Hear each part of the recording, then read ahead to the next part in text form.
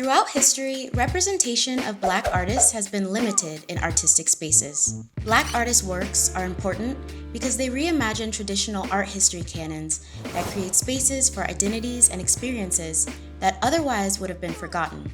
In a fight against systemic racism, inequality, and sexism, all elements presented in their work, these artists continue to challenge and dismantle injustices through their innovative art. Would you like to meet them? Hey guys, it's me, Sydney Black, and today I'm with Google Arts and Culture to learn about 8 amazing Black artists that challenge the status quo.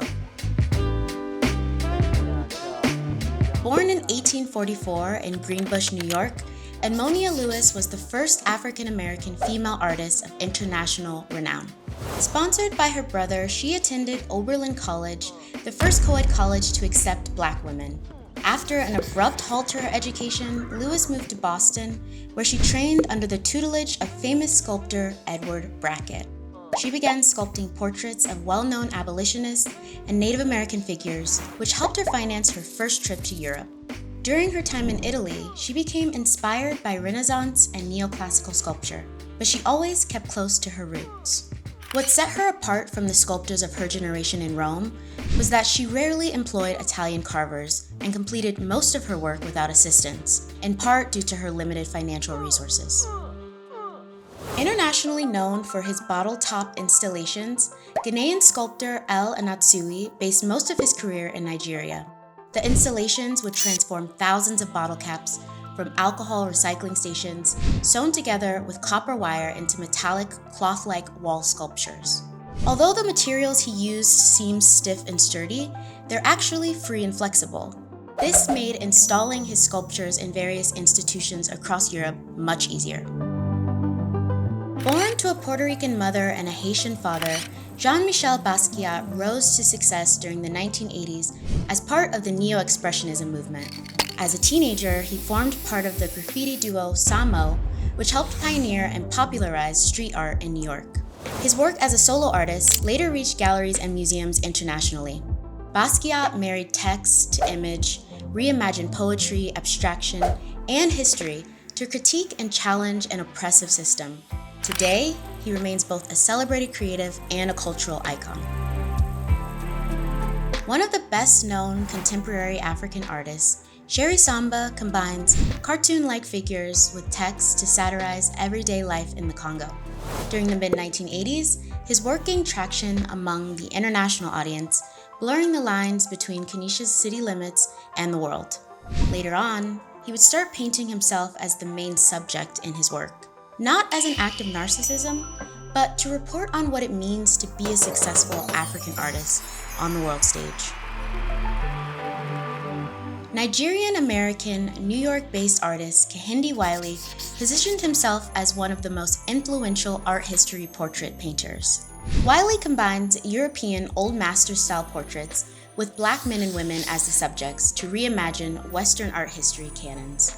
Through his reinterpretation of historical paintings, Wiley vindicates Black power by giving autonomy, power, and voices to his subjects. In 2017, he made history as the first Black artist to paint an official presidential portrait when he was commissioned to paint former President Barack Obama. Artist Henry Ossawa Tanner is known to be the first African-American painter to gain international acclaim. As a young man, Tanner studied at the Pennsylvania Academy of Fine Arts in Philadelphia, where he was the only Black student enrolled. He then studied under the tutelage of painter Thomas Ekin before moving to Paris in 1891.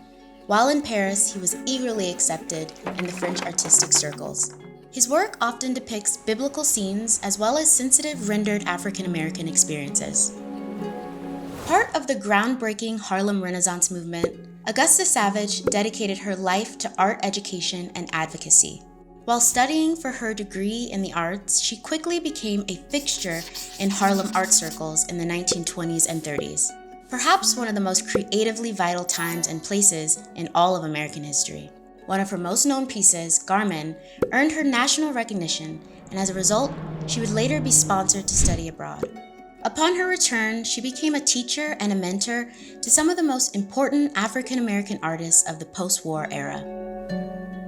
California-born artist Kara Walker is known for her provocative work that often explores the relationship between race and feminism. Her signature large-scale silhouettes reinvent the 19th century art form of shadow portrait to contrast the horrific violence endured by Black people against the image of the genteel antebellum South. At 27, Walker became the second youngest recipient of the John D. and Catherine T. MacArthur Foundation's Genius Grant. The foundation recognized that her art exemplified the vestiges of sexual, physical, and racial exploitation.